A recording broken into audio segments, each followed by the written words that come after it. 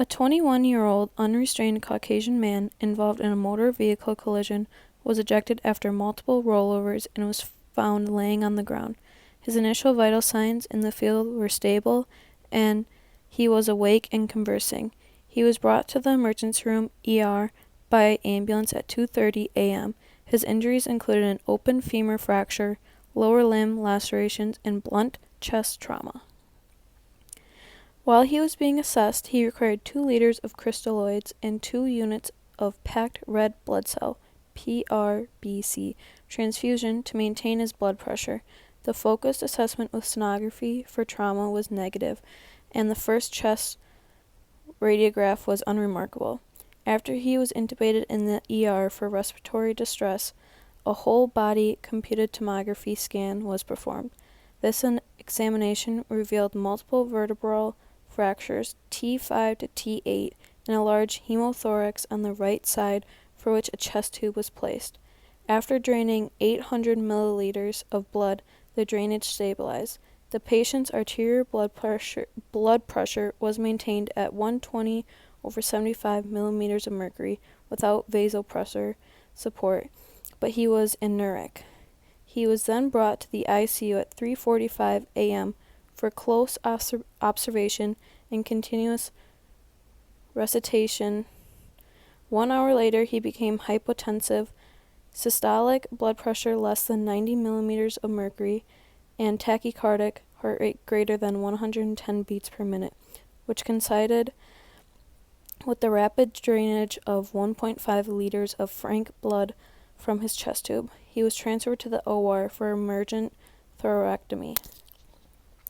The source of bleeding was the posterior mediastinum in the area of the vertebral fractures. The bleeding was still active and had breached the pleural cavity. To allow for operative access, the anesthetist placed a right bronchial blocker to deflate the right lung. Paravertebral and intercostal vessels were then controlled. Mixed respiratory and metabolic acidosis ensued. Because of intolerance to single-lung ventilation, the bronchial blocker was removed on 2 occasions. After the second pullback of the bronchial blocker, the patient became difficult to ventilate, with high airway pressures and low tidal volume. The patient was hypoxemic with partial pressure of oxygen in arterial blood PaO2 of 54 millimeters of mercury while on 100% oxygen. His central venous pressure, CVP, rose above 30 millimeters of mercury. He was paralyzed. Open lung ventilation was applied.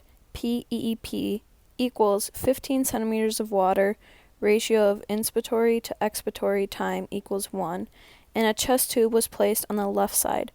Due to increasing airway pressures and the high volume of fluid resuscitation administered, poor extrapulmonary compliance due to abdominal compartment syndrome was suspected. A decompressive laparotomy was performed, which led to partial improvement.